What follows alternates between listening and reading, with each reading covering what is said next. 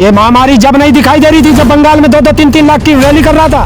Lockdown किसके लिए है? आप गरीब जनता की पूछिए, जो रोज सुबह कमाने जाता है और शाम को ला करके खाता है, उसकी क्या सोची?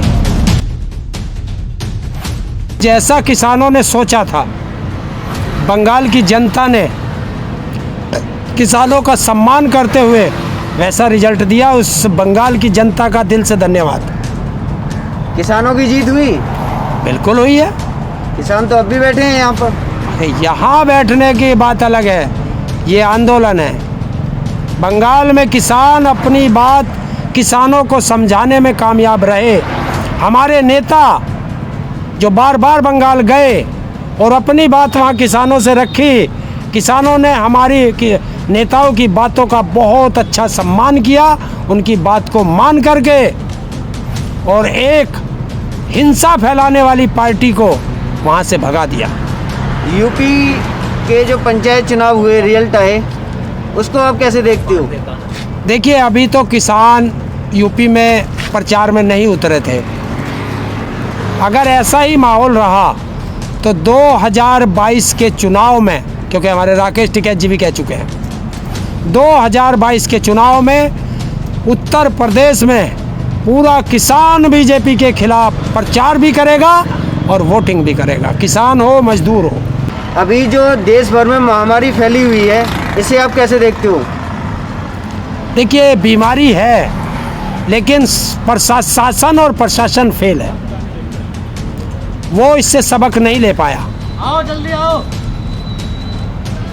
क्योंकि 1 साल पुरानी बीमारी है और आज भी हमारे देश के प्रधानमंत्री हो चाहे मुख्यमंत्री हो, आज तक ऑक्सीजन के लिए तरस रहा है। ऑक्सीजन के बिना देश की जनता मर रही है। सरकार का तो दावा है कि हर संभव मदद की जा रही है और किसी भी चीज़ की कमी नहीं है। तो फिर ये हॉस्पिटलों में ऑक्सीजन के बिना कैसे मरे? इसका जिम्मेवार कौन? हॉस्पिटलों में बेड नहीं है, हॉस्पिटलों में दवाइयाँ नहीं हैं, हर चीज़ ब्लैक में मिल रही है। इसका जिम्मेवार कौन? जिस तरह से महामारी फैली हुई है, किसानों से भी बोला गया कि आप घर चले जाइए, लेकिन फिर भी किसान अड़े हुए हैं। ये महामारी जब नहीं दिखाई दे रही थी, जब बंगाल में 2-2, 3-3 लाख की रैली कर रहा था, किसानों ने कहा है कि सोशल डिस्टेंसिंग रखेंगे, मास्क का पालन करेंगे, कोरोना गाइडलाइन का पालन करेंगे, यही रहेंगे। रोड पे ही पड़े रहोगे? रोड कहाँ, हमारे तो घर हैं ये। रोड है ना, ये तो घर है हमारे, देख रहे नहीं, घर में भी खाट होती है, भी खाट। बंगाल चुनाव भी हो लिए, हाँ। लेकिन किसानों की बात अभी भी नहीं हो रही है। तो क्या हो गया? हमारे राकेश टिकैत जी ने कहा है कि ये आंदोलन लंबा चलेगा, तो लंबा चलेगा, चलने दो। आप तो चुनाव खत्म होने का इंतजार कर रहे थे। किसने कहा है? हमने तो कभी नहीं कहा चुनाव। कहा था कि चुनाव होने दो, बात होगी। मैंने ये कहा था कि हो सकता है सरकार चुनाव समाप्त होने के बाद बात करेगी। परसों प्रधानमंत्री ने हाई लेवल मीटिंग की, और पता है वो हाई लेवल मीटिंग काहे के लिए की? हम तो सोच रहे थे ऑक्सीजन पे बात करेंगे, वेंटिलेटर पे बात करेंगे, दवाइयों पे बात करेंगे। उन्होंने कहा कि IDBI बैंक को बेचना है, इसकी परमिशन सारे नेता करो, देख दिया। देखिए, ये देश का पहला एक प्रधानमंत्री होगा। मैं आज उस मायावती को याद करता हूँ। जब मायावती ने लखनऊ में अपनी मूर्ति बनाई तो यही बीजेपी वाले और RSS वाले छाती पीट रहे थे कि अपने जीते जी अपनी मूर्ति लगा ली। आज यही देश का प्रधानमंत्री अपने जीते जी अपना नाम से स्टेडियम बना लिया, अपना नाम उस स्टैचू पे लिखवा दिया, और अपना नाम से संसद पे खुदवाएगा, और अपना नाम प्रधानमंत्री आवास पे खुदवाएगा। क्यों? कि इसको पता है कि इसके मरने के बाद कोई किसी कूलर पे भी नरेंद्र मोदी का नाम नहीं लिखवाएगा। आपको ऐसा क्यों लगता है? आपको ऐसा क्यों लगता है? देश का सबसे नालायक प्रधानमंत्री अगर कोई साबित होगा, और हुआ है, वो देश का नरेंद्र मोदी है। लॉकडाउन किसके लिए है? उद्योगपतियों के लिए लॉकडाउन है।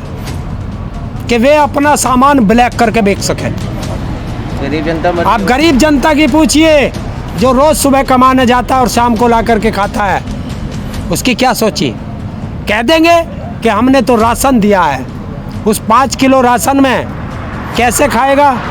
83 ग्राम पड़ता है, 83 ग्राम में किसका पेट भरता है? एक चूहा उससे ज़्यादा खा जाता है। ये तो इंसान है। सरकार तो दावा कर रही है कि किसी को भूखा नहीं सोने दिया। दावा करना, सरकार तो कह रही है किसी को ऑक्सीजन भी की कमी नहीं है, लोग मर रहे हैं बिना ऑक्सीजन के। सरकार और जो लखनऊ का एक व्यक्ति अपनी पत्नी के गहने बेच करके और मंगलसूत्र बेच करके 27 जने कितने लोगों को ऑक्सीजन दिलवाई, उसके खिलाफ योगी सरकार ने FIR दर्ज कर दी। ये है इनका। सरकार तो दावा करती रही है पिछले लॉकडाउन में भी लोगों की हर संभव मदद की सरकार ने। तो फिर ये लोग मरे कैसे?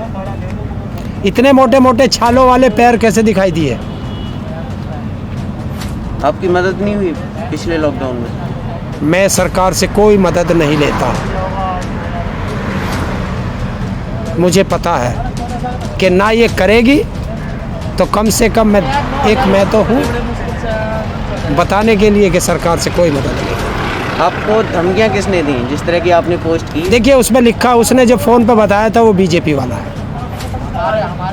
वो मेरे पास रिकॉर्डिंग भी है। क्या बोला था? क्या बोला गया कि था? शांत बैठ जाओ, सरकार के खिलाफ मत बोलो, आंदोलन में मत जाओ, वरना आपको मार दिया जाएगा। हम BJP वाले हैं। अब आप ये बताइए किसानों की अगली रणनीति क्या होगी? ये राकेश टिकैत जी बताएंगे। जो भी रणनीति होगी हम उसे फॉलो करेंगे। किसान हटने वाले नहीं है। नहीं, किसान नहीं हटेगा। ये भारत के किसानों का आंदोलन है। सरकार इसे शाहीन बाग समझने की भूल ना करे। आपको लोगों की चिंता नहीं है जिस तरह से महामारी फैल रही है? अरे हमने लोग बाग कम न कर दिए। यहाँ घर जाके नहीं हो सकता, गारंटी है। जब वहाँ भी मरना है, यहाँ भी मरना है, तो लड़के मरेंगे। लड़ाई करोगे सरकार से? ये लड़ाई है, आंदोलन है, सहयोग आंदोलन, ये लड़ाई तो है और क्या है। अभी सरकार से दूर दूर तक तुम्हारी बात नहीं है? कोई बात नहीं, होगी। आज नहीं तो कल, कल नहीं तो परसों। ऐसी भी क्या जल्दी है? आंदोलन चलेगा बरसों।